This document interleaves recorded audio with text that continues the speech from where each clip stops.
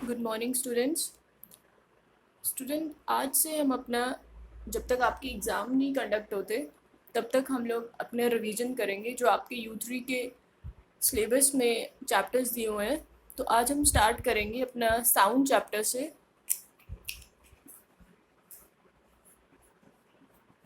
ठीक है, हम क्या करेंगे, रिवीजन स्टार्ट करने आज हम साउंड चैप्टर की।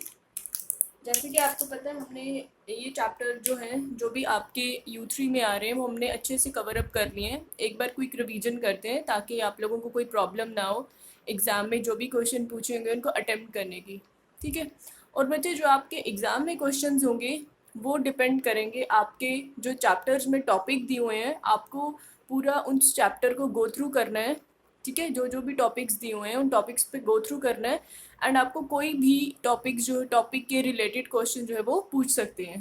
राइट, तो सबसे पहले देखिए साउंड हमने क्या देखा था कि साउंड क्या होती है बच्चे। साउंड आपको पता है ना, आवाज़ होती है। तो साउंड की बेसिकली साउंड होती क्या है बच्चे। साउंड जो है वो एक एनर्जी की फॉर्म है। ठीक है, it's a form of energy.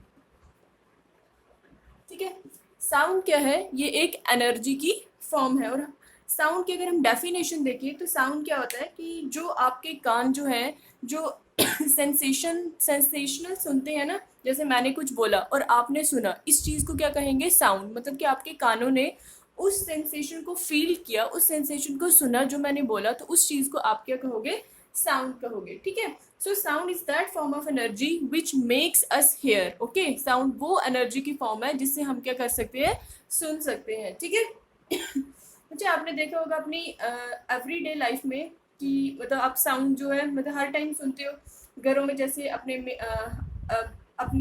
Family की टॉक्स, या फिर जब आपका टेलीफोन बेल रिंग करता है। ठीक है, टेलीफोन की रिंगिंग होती है। आपके मिक्सर ग्राइंडर या वॉशिंग मशीन, इन सब में क्या है, साउंड ही है। ठीक है, तो यही है। तो अब नेक्स्ट है आपका कि साउंड जो है वो कैसे ट्रेवल करता है। Sound travel in the form of waves, ये भी हमने देखा था। साउंड ट्रेवल्स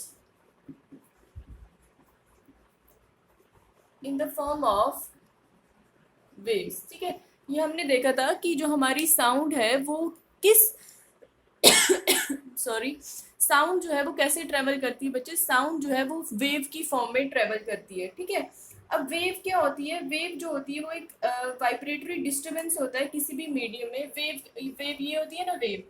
अब वेव क्या होती है, ये एक टाइप का डिस्टरबेंस होता है। क्या होता है, डिस्टरबेंस। ठीक है, आपने देखा होगा बच्चे, जब आपने फॉर एग्जांपल ये एक पूल है, ठीक है, पॉन्ड है। अब पॉन्ड में क्या किया, पानी होगा। आपने क्या किया, आपने इस पॉन्ड में स्टोन फेंका। जैसे आपने स्टोन फेंका तो इसमें क्या हो जाते हैं, ऐसे रिपल्स निकलते हैं ना, फ्रॉम इनसाइड टू आउटसाइड, ऐसे रिपल्स निकलना स्टार्ट हो जाते हैं। वो रिपल्स क्या होंगी, वो आपकी वेव होंगी। वो कैसी होंगी, जैसे आप स्टोन फेंकोगे तो अब आपके वाटर में क्या होंगे, लिक्विड है तो आपके कुछ पार्टिकल्स प्रेजेंट होंगे। वो पार्टिकल्स क्या करेंगे, जैसे आपने स्टोन फेंका, एक पार्टिकल वाइब्रेट होगा, उसके साथ जो दूसरा पार्टिकल होगा वो उसको कोलाइड करके फिर ये मूव होगा। इसी तरह क्या होते हैं, बाकी के पार्टिकल्स एक दूसरे के साथ कोलाइड करते करते करते करते क्या हो जाते हैं, मूव करना स्टार्ट कर जाते हैं। ऐसा नहीं होता कि जो वेव है वो खुद मूव कर रही है। ठीक है, मतलब मीडियम मूव कर रहे हैं, नो। क्या मूव करते हैं, जो आपके मीडियम में पार्टिकल्स प्रेजेंट होते हैं वो मूव करते हैं। ठीक है, तो ये होती है आपकी वेव। सो वेव की डेफिनेशन क्या है, ठीक है, वेव की क्या डेफिनेशन है बच्चे। Wave is a vibratory disturbance in a medium which carries energy from one point to another without being a direct contact between the two points। ठीक है, अब आपको पता है कि आपके पास क्या होता है, तीन होती है ना, स्टेट्स ऑफ मैटर। एक होता है आपका, सॉरी, सॉलिड, एक होता है अपने पास लिक्विड, और एक होती है गैस। ठीक है, हमने आगे जाके ये भी स्टडी करना है कि सॉलिड में साउंड कैसे मूव करती है, लिक्विड में कैसे करती है, और गैस में कैसे करती है। अब आपको पता है, अगर हम सबसे पहले सॉलिड की बात करें तो सॉलिड में क्या होता है, सॉलिड क्या होता है बच्चे, हार्ड होता है ना आपका मटेरियल। तो इसमें क्या होता है कि जो आपके पार्टिकल्स प्रेजेंट होते हैं सॉलिड में वो क्या होते हैं, क्लोजली पैक्ड होते हैं। ठीक है, क्लोजली पैक्ड होते हैं, इसमें क्या होता है, इसीलिए क्या होता है आपका हार्ड होता है। मतलब आप ये ऐसे समझो, मैं इसको ऐसे बना देती हूँ, राइट। इसमें क्या होता है सॉलिड में कि जो आपके पार्टिकल्स प्रेजेंट होते हैं वो क्या होते हैं आपके क्लोजली पैक्ड होते हैं, ठीक है। बट लिक्विड में क्या होता है कि वो थोड़े लूज होते हैं, ठीक है, मतलब एक दूसरे से थोड़े थोड़े दूर होते हैं ऐसे। और गैस के केस में क्या होता है कि आपके जो पार्टिकल्स प्रेजेंट होते हैं वो बहुत ज़्यादा दूर होते हैं, ठीक है। इसीलिए होता क्या है कि सॉलिड के केस में आपने देखा होगा कि जब आपका एक रूम क्लोज है ना, वो पूरा सॉलिड ही है ना, उसकी वॉल्स है सारी। अब उस सॉलिड चीज में अगर आप साउंड करोगे, साउंड कोई दोगे, तो उसमें क्या होगा कि आपकी वॉइस जो होगी वो बहुत जल्दी आपको सुनाई देगी। क्यों? क्योंकि इसमें जो एयर पार्टिकल्स प्रेजेंट होते हैं सॉलिड के केस में वो बहुत ज़्यादा क्लोज्ड होते हैं। अगर एक को वाइब्रेट होगा तो सेकंड वाला एक दूसरे के साथ टाइटली पैक्ड होगा तो वो ऑटोमेटिकली सेकंड को वाइब्रेट करेगा। इसी तरह क्या होंगे, ये सब क्लोजली पैक्ड है तो एक दूसरे के बिल्कुल क्लोज है, तो इनको इतना ज़्यादा टाइम नहीं लगता मूव करने में, अपनी साउंड एनर्जी को पास करने में। तो साउंड एनर्जी इनकी इजीली एक दूसरे के पास हो जाती है और आपको साउंड यहाँ पे सुनाई देती है, ठीक है, सबसे ज़्यादा। और लिक्विड के केस में क्या होता है, ये थोड़ा सा दूर होता है तो इसको थोड़ा सा टाइम लगता है साउंड एनर्जी को पास करने में। और गैस के केस में क्या होता है, सबसे कम होता है। क्यों? क्योंकि यहाँ पे आपके जो एयर पार्टिकल्स होते हैं ये बहुत ज़्यादा दूर दूर होते हैं एक दूसरे से, इसलिए इसमें थोड़ा टाइम लगता है, ठीक है। अब सेकेंड है आपका टाइप्स ऑफ वेव। अगर हम देखें वेव्स की टाइप्स, तो बच्चे हमारे पास बेसिकली 2 टाइप्स होती हैं वेव्स की। ये आपने स्टडी किया था, एक थी लॉन्गिट्यूडनल, ठीक है, लॉन्गिट्यूडनल वेव जिसको आप क्या बोलते थे, साउंड वेव। और एक थी आपकी ट्रांसवर्स वेव, ट्रांसवर्स वेव, ठीक है। क्या थी आपकी, 2 टाइप्स की वेव है, एक है आपकी लॉन्गिट्यूडनल वेव और एक है आपकी ट्रांसवर्स वेव। अब जो आपकी साउंड वेव होती है वो क्या होती है आपकी लॉन्गिट्यूडनल वेव। क्यों? अब देखो आपकी साउंड जो है वो ट्रेवल करती कैसे है। फॉर एग्जांपल यहाँ से एक साउंड आई, ठीक है, ये स्पीकर लगा हुआ है, यहाँ से साउंड आई, ठीक है, यहाँ से साउंड आई। अब ये साउंड ने यहाँ से कहाँ पे जाना है, इस डेस्टिनेशन तक जाना है। फॉर एग्जांपल ये क्या है, इसका डेस्टिनेशन है। तो साउंड जब यहाँ से आई तो यहाँ पे पार्टिकल्स, ये एटमॉस्फेयर है, ये एयर है, एयर में क्या होंगे आपके पार्टिकल्स प्रेजेंट होंगे। वो पार्टिकल्स क्या करेंगे, मूव नहीं होंगे, बट जो उनकी एनर्जी होगी ना, फॉर एग्जाम्पल ये पार्टिकल्स है साउंड मूव कैसे करेगी, पहले ये साउंड जो है फर्स्ट पार्टिकल के पास आई, इसने क्या किया, इसमें वाइब्रेशन हुई, इस वाइब्रेशन होने की वजह से ये इसके साथ कोलाइड किया, फिर इसमें वाइब्रेशन हुई, इसमें मूवमेंट हुई, फिर ये ऐसे किया। इसी तरह क्या होता है, ये वाइब्रेशन करके फिर अपनी स्टेट पे वापस आ जाता है। फिर इसने इसको मूव किया, फिर वाइब्रेट हुआ, वाइब्रेट कैसे हुआ है, बैक एंड फोर्थ डायरेक्शन में, ठीक है। पहले आगे जाएगा फिर बैक आएगा, पहले आगे जाएगा फिर बैक आएगा, मतलब इसमें जो वाइब्रेशन होती है तो ये बैक एंड फोर्थ वाइब्रेशन होती है, ठीक है। जैसे पेंडुलम के केस में होती है, पहले गया फिर वापस आया, पहले गया फिर वापस आया अपनी स्टेट में, ठीक है। तो इस केस में भी यही होता है आपका। मैं थोड़ा बड़ा करके बताती हूँ। फॉर एग्जाम्पल ये आपके पार्टिकल्स प्रेजेंट हैं यहाँ पे एयर में, तो ये पार्टिकल्स क्या करते हैं, जब इनमें वाइब्रेशन होगी, साउंड एनर्जी आएगी, एक्साइट होंगे, वाइब्रेशन होगी, ये क्या करेंगे, यहाँ पे मूव करेंगे। इस जब ये मतलब वाइब्रेट होंगे, तो वाइब्रेट जब फॉरवर्ड डायरेक्शन में होंगे तो ये इसके साथ कोलाइड करके इसको भी वाइब्रेट करेंगे और खुद अपनी पोजीशन पे वापस आ जाएंगे। फिर ये इसी तरह ये प्रोसेस जो है चलती रहती है अंटिल आपकी डेस्टिनेशन तक आपकी साउंड जो है वो नहीं पहुंच जाती, ठीक है। तो ये क्या होता है आपका longitudinal wave, a wave in which particles of the medium vibrate back and fourth in the same direction in which the wave is moving is called longitudinal wave. क्या होता है इस केस में, फॉर एग्जाम्पल ये ए है, इसने कहाँ पे जाना है, बी तक, ठीक है, ये ए है साउंड, इससे कहाँ जाना है, बी तक। अब जिसमें जो डायरेक्शन होगी वाइब्रेशन ऑफ पार्टिकल्स की वो ऐसे होगी, ये, ठीक है, इस तरह बैक एंड फोर्थ डायरेक्शन में, ठीक है। जिस डायरेक्शन में आपकी वेव मूव कर रही होगी उसी डायरेक्शन में आपकी क्या मूव कर रहे हैं पार्टिकल, एंड देन फिर वापस आ रहे हैं अपनी पोजीशन पे, ठीक है। अब इसमें क्या होता है बच्चे कि जो ये आप जो हाँ लॉन्गिट्यूडनल के केस में क्या होता है कि जो आपकी डायरेक्शन होती है वेव की, डायरेक्शन ऑफ वेव जो है वो आपकी पैरेलल होती है direction of vibration of particle. मतलब कि जिस डायरेक्शन में आपकी वेव मूव कर रही होती है उसी डायरेक्शन में आपकी क्या मूव कर रही होती है, पार्टिकल्स। ठीक है, ये आपने याद रखना है कि लॉन्गिट्यूडनल के केस में डायरेक्शन ऑफ वेव जो है वो पैरेलल होती है आपकी direction of vibration of particles के। ठीक है, और आपने क्या एक बात याद रखनी है कि जो आपकी लॉन्गिट्यूडनल वेव है, लॉन्गिट्यूडनल वेव है वो आपके तीनों मीडियम में प्रोड्यूस होती है, मतलब सॉलिड में भी, लिक्विड में भी एंड गैस में भी। ठीक है, ये आपने याद रखना है कि आपकी जो लॉन्गिट्यूडनल वेव है ये तीनों वेव में प्रोड्यूस होती है, सॉलिड, लिक्विड एंड गैसेस। ठीक है, अब हम अगर एक एग्जांपल देखें लॉन्गिट्यूडनल वेव की, फॉर एग्जांपल आपने क्या किया हुआ, एक स्प्रिंग लिया हुआ है। ठीक है,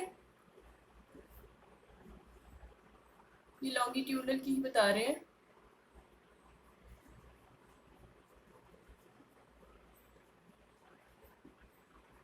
ठीक है, इसके हम एक एग्जांपल ले रहे हैं, किसकी, लॉन्गिट्यूडनल वेव की। Clear, longitudinal wave for example मैंने क्या किया हुआ है, यहाँ पे एक लाइक होल्डर टाइप रखा हुआ है और इसके साथ मैंने क्या किया हुआ, पहले एक स्प्रिंग कनेक्ट किया हुआ है। ठीक है, ये एक स्प्रिंग है, ये इसकी नॉर्मल पोजीशन है, मतलब नॉर्मल ही ऐसे है स्प्रिंग आपका। ठीक है, ये क्या है आपकी सॉरी, ये है आपका नॉर्मल पोजीशन किसकी, स्प्रिंग की। ठीक है, अब जब ये नॉर्मल पोजीशन है आपकी स्प्रिंग की, अब आप क्या करोगे, इसको जब आप क्या करोगे, पुश या पुल करोगे, आप इसको पुल करोगे जब, तो आप क्या देखोगे, इस टाइप का देखोगे आप। ठीक है, इस पार्ट को मैंने आपको क्या पढ़ाया था, इसको बोलते हैं कंप्रेशन, इसको बोलते हैं rarefaction, compression and rarefaction. अब क्या हुआ इस केस में, इसमें क्या हुआ आपका कि जब आपने इसको, ये नॉर्मल पोजीशन थी आपकी स्प्रिंग की। ठीक है, यहाँ पे लिख देती हूँ मैं स्प्रिंग, ये क्या है आपकी स्प्रिंग की नॉर्मल पोजीशन है। ठीक है, जैसे आपने इसको पुश या पुल किया, यहाँ पे पुश और पुल। ठीक है, जैसे आपने इसको क्या किया, पुश या पुल किया, तो आपने क्या देखा सॉरी, जैसे आपने इसको पुश या पुल किया तो आपने क्या देखा कि आपका जो स्प्रिंग है, ठीक है, आपने क्या किया, ये स्प्रिंग है, आपने इसको पुल किया और फिर छोड़ा, तो आप क्या देखोगे, स्प्रिंग जो है वो ऐसे बैक एंड फोर्थ मूव करेगा। जब आपके वाइब्रेटिंग पार्टिकल्स जो हैं वो ओरिजिनल से क्या होंगे, उनकी जब डेंसिटी पार्टिकल्स की ओरिजिनल से क्या हो जाएगी, ज़्यादा होगी, यहाँ पे डेंसिटी ज़्यादा हो गई है तो उसको बोलेंगे कंप्रेशन। और जो पार्टिकल्स की डेंसिटी ओरिजिनल के कंपैरिजन में कम होगी, डेंसिटी कम है मतलब दूर दूर है, उसको कहते हैं रेयर फ्रैक्शन। ठीक है, सो कंप्रेशन जो है वो पार्ट होता है in which coils are closer together than normal. Coils क्या होंगी, बहुत ज़्यादा क्लोज हो जाएंगी, मतलब उनकी डेंसिटी बहुत ज़्यादा हो जाएगी, उसको बोलते हैं कंप्रेशन। और रेयर फ्रैक्शन वो पार्ट है जिसमें कॉइल जो होंगी वो नॉर्मल पोजीशन से दूर दूर होंगी, इसको कहते हैं रेयर फ्रैक्शन। ठीक है,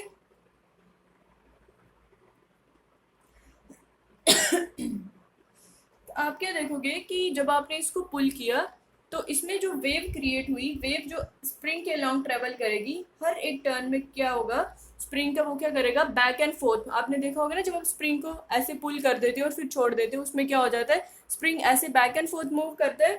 ठीक है सॉरी, तो इसी को आप क्या बोलते हो, लॉन्गिट्यूडनल वेव। और आपने साउंड के केस में भी यही देखा होगा कि साउंड जो है वो कैसे मूव करती है, बैक एंड फोर्थ डायरेक्शन में। ठीक है, बैक एंड फोर्थ डायरेक्शन में मूव करती है, इसीलिए उसको क्या बोलते हैं, लॉन्गिट्यूडनल वेव। अब कंप्रेशन एंड रेयर फ्रैक्शन के हम एक डायग्राम देखते हैं, यहाँ तक आपको क्लियर होगा।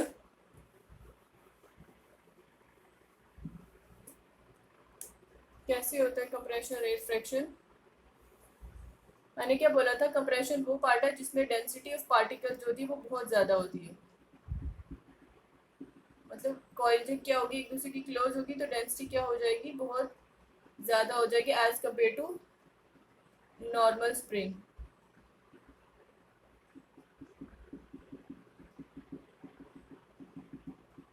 ये डायग्राम है आपकी कंप्रेशन एंड रेयरफ्रैक्शन की, ठीक है, कि कंप्रेशन एंड रेयरफ्रैक्शन में होता क्या है। ठीक है, ये है आपका कंप्रेशन, ये रेयरफ्रैक्शन, ये कंप्रेशन और ये रेयरफ्रैक्शन, आपको यहाँ से क्लियर हो जाएगा। क्या बताया इसमें, इसमें ये है कि जो आपका कंप्रेशन के केस में क्या होता है, कंप्रेशन के केस में ये होता है कि जो आपके पार्टिकल्स हैं उनकी density as compare to original spring में वो यहाँ पे डेंसिटी ज़्यादा हो जाती है, और रेयर फ्रैक्शन के केस में क्या हो जाता है कि डेंसिटी कम हो जाती है। इसी तरह ये पार्ट जो होता है चलते रहता है आगे जब तक आपकी जो है साउंड ट्रांसफर नहीं हो पाती।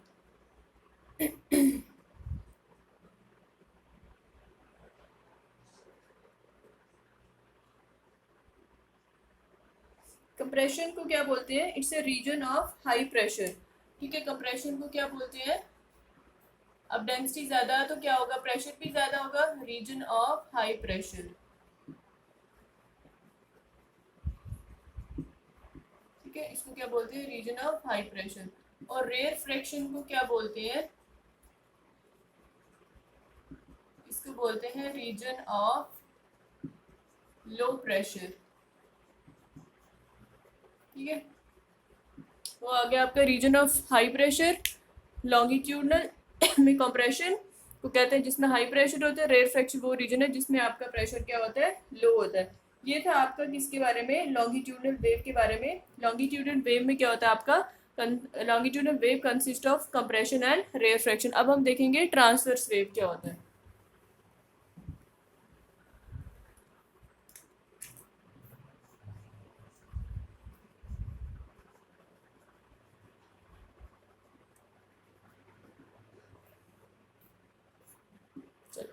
ट्रांसवर्स वेव क्या होता है, ट्रांसवर्स वेव वो है जिसमें आपके जो पार्टिकल्स होते हैं मीडियम के वो वाइब्रेट करते हैं अप एंड डाउन डायरेक्शन में, मतलब ऐसे मूव करते हैं।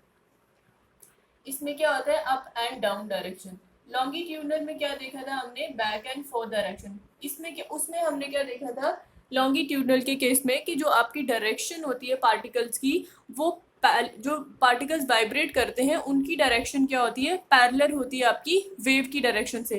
बट ट्रांसवर्स के केस में क्या होता है कि जो डायरेक्शन ऑफ पार्टिकल्स होती है, डायरेक्शन ऑफ वाइब्रेटिंग पार्टिकल्स, वो क्या होती है, राइट एंगल परपेंडिकुलर होते हैं to the direction of wave.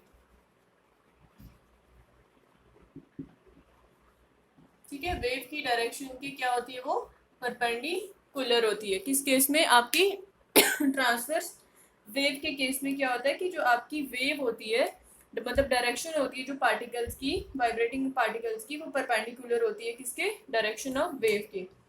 ठीक है, जैसे ये है वेव इस डायरेक्शन में मूव कर रही है तो पार्टिकल्स आपके इस डायरेक्शन में मूव करते हैं। ये किस केस में होता है, ये होता है आपके second wave, that is transverse wave. But जो आपकी साउंड वेव है वो बैक एंड फोर्थ में मूव करती है, वाइब्रेटिंग करती है, तो उसमें क्या होता है आपकी, वो लॉन्गिट्यूडनल वेव होती है। ठीक है, अब जो आपकी ट्रांसवर्स वेव है वो सिर्फ सॉलिड एंड लिक्विड में होती है। किसमें, सॉलिड एंड लिक्विड में ट्रांसवर्स वेव प्रोड्यूस होती है, नॉट इन गैस। ठीक है, गैस में ये प्रोड्यूस नहीं होती। फॉर एग्जाम्पल अब आप देखो कि एग्जाम्पल लेते हैं, इसकी एग्जाम्पल है जो वाटर वेव, फॉर एग्जाम्पल ये एक पॉन्ड है, ठीक है, इसमें पानी है। अब आपने क्या किया, इसमें जो आपने यहाँ पे कोई स्टोन डाला और आप देखते हो कि यहाँ पे क्या निकल रही है, रिपल्स निकल रहे हैं ना, ऐसे रिपल्स निकल रहे हैं। तो ये क्या होती है, जो पॉन्ड की एग्जाम्पल है ये किसकी है, आपकी ट्रांसवर्स वेव की। कैसे, अब आप देखो, क्यों आपने जो वाटर वेव देखी होगी तो आपने देखा होगा कि जो वाटर जो मॉलिक्यूल्स होते हैं वाटर के वो कैसे मूव करते हैं, वो अप एंड डाउन ऐसे जाते हैं ना, अप एंड डाउन, मतलब कि आपकी वेव की डायरेक्शन के क्या होते हैं, वो परपेंडिकुलर होते हैं। ठीक है, क्यों? क्योंकि इसमें वाटर जो है वो अप एंड डाउन डायरेक्शन में मूव करता है। ठीक है, तो ये किस केस में होता है? ये होता है आपका ट्रांसवर्स वेव के केस में।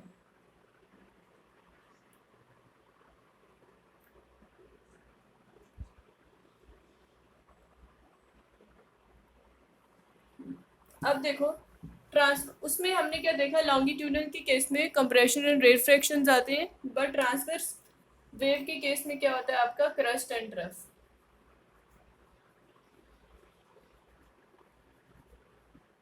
ट्रांसवर्स वेव के केस में क्या होते हैं आपके crust and trough. For example ये लाइन है जीरो डिस्टरबेंस की और यहाँ पे आपकी ये वेव प्रोड्यूस हो रही है। ठीक है, तो जो रेफरेंस लाइन से अपर पार्ट होता है उसको आप क्या बोलते हो? क्रस्ट। इसको बोलते हो आप ट्रफ। ये क्रस्ट और ये ट्रफ, ये क्रस्ट। ठीक है, ये होता है आपका किसके केस में? ट्रांसवर्स के केस में। तो इसको डेफिनेशन ये है कि the hump in the transverse, ये जो हम्प बना हुआ है इसको बोलते हैं क्रस्ट। ठीक है, ये वो पार्ट है जो कि आपका मीडियम से अबव पार्ट है। ठीक है, जीरो डिस्टर्बेंस मीडियम जिसको कहते हैं। और जो हॉलो पार्ट है नीचे डिप्रेशन वाला, इसको कहते हैं ट्रफ। ठीक है,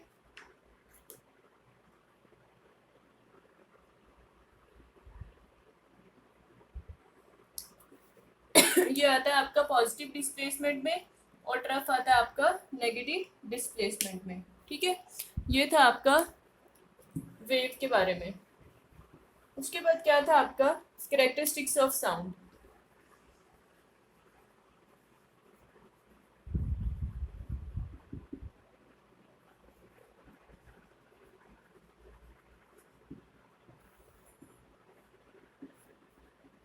कैरेक्टरिस्टिक्स ऑफ साउंड वेव क्या होती है? आपको पता है कि साउंड जो है वो क्या है? एक लॉन्गिट्यूडनल वेव है।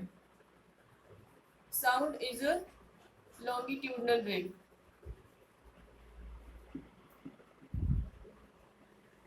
ठीक है, जिसमें क्या होता है आपका कंप्रेशन एंड रेफ्रैक्शन, जब आपकी साउंड जो है वो ट्रेवल करती है किसी मीडियम से। अब इसकी क्या होता है? 5 कैरेक्टरिस्टिक्स होती हैं। कौन कौन सी होती है? एक होती है आपकी वेवलेंथ, एक थी आपकी एम्पलीट्यूड। ये सब आपने अच्छे से पढ़ी हुई, इनको रिवाइज करना है। वेवलेंथ होती है एक आपकी एम्पलीट्यूड है, एक होता है आपका टाइम पीरियड, एक है आपकी फ्रीक्वेंसी एंड एक है आपकी वेलोसिटी। ठीक है, ये सब क्या है? ये 5 जो है ये आपकी साउंड वेव की क्या है? कैरेक्टरिस्टिक्स है। ठीक है, क्या है? साउंड वेव की कैरेक्टरिस्टिक्स है। अब एक ही डायग्राम से अगर हम देखें, फॉर एग्जाम्पल एक वेव है। ठीक है, ये एक वेव है। तो एम्पलीट्यूड क्या होता है?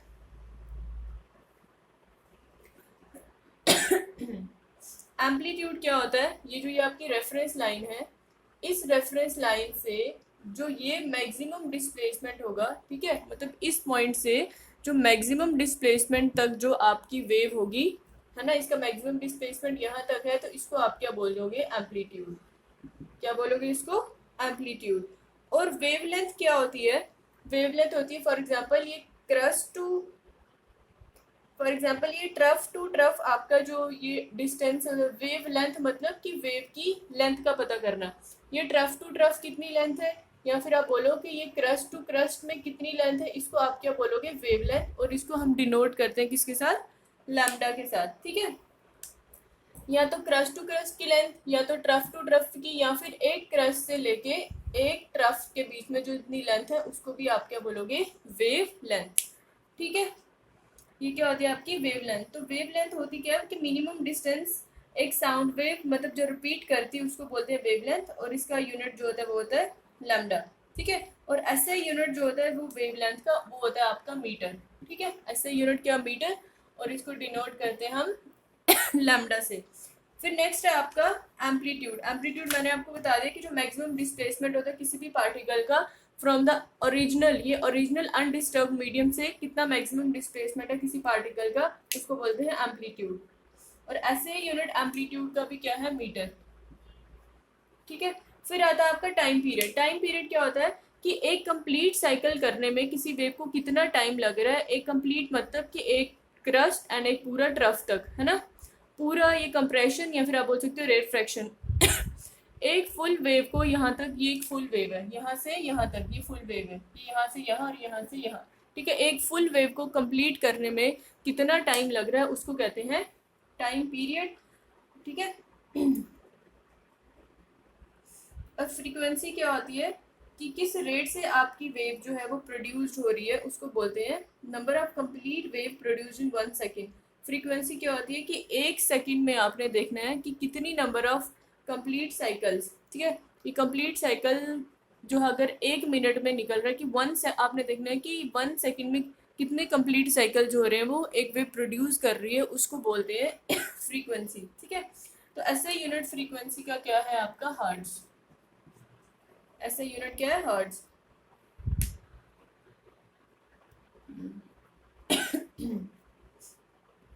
और आपको पता है कि जो फ्रीक्वेंसी होती है, फ्रीक्वेंसी जो है वो क्या होती है आपकी, रेसिप्रोकल ऑफ टाइम पीरियड। ठीक है, f is equal to 1/t, frequency is reciprocal of time period. और वेलोसिटी क्या होती है, distance travelled by wave in 1 second. ठीक है, मतलब कि 1 सेकेंड में आपकी वेव जो है वो कितना डिस्टेंस ट्रेवल कर रही है उसको बोलते हैं वेलोसिटी ऑफ द वेव या फिर स्पीड ऑफ द वेव। ठीक है, इसकी जो ऐसे यूनिट है वो आपको पता है, वेलोसिटी की होती है मीटर पर सेकेंड। ठीक है, मीटर पर सेकेंड, यहाँ पे लिख देती हूँ मैं मीटर पर सेकेंड। ये क्या आपकी ऐसे यूनिट ऑफ वेलोसिटी। क्लियर। अब नेक्स्ट देखते हैं आपका एक relation between velocity, frequency and wavelength.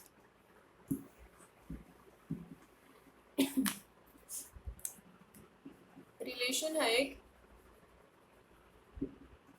Between velocity, frequency and wavelength. इसके बेस के ऊपर आपको न्यूमेरिकल्स भी आ सकते हैं। Relation between velocity, frequency and wavelength. अब आपको पता है कि वेलोसिटी किसके इक्वल होती है, वेलोसिटी होती है कि distance travelled upon time, distance travelled upon time taken. ठीक है, तो v इज इक्वल टू, आपको पता है कि अगर कोई वेव जो है वो लैम्डा डिस्टेंस ट्रेवल करे इन टाइम t, मतलब लैम्डा डिस्टेंस, क्योंकि उसकी डिस्टेंस वेवलेंथ ही होगी लैम्डा, ये बनेगा इसके बराबर। तो यहाँ पे क्या होगा आपको पता है, t f क्या होता है, frequency is equal to 1/t। ठीक है, frequency is equal to 1/t, तो यहाँ पे 1/t क्या आ जाएगा, f, v is equal to lambda f। तो ये क्या बन गई आपकी, ये क्या बन गई आपकी रिलेशन किसके बीच में, frequency, velocity of the wave and wavelength के बीच में। इससे आपको क्या पता चला, वेलोसिटी और you can say that the speed of the wave in a medium is equal to the product of the frequency and the wavelength. तो इसको आप क्या बोलते हो, इस फॉर्मूले को आप बोलते हो वेव इक्वेशन। ये क्या है आपकी वेव इक्वेशन। क्लियर, इसको हम क्या बोलेंगे, इसको हम बोलेंगे वेव इक्वेशन। अगर आपको इन तीनों क्वांटिटी में से किसी दो की वैल्यू पता होगी तो जो थर्ड की होगी वो आप इजीली फाइंड आउट कर सकते हो। क्लियर,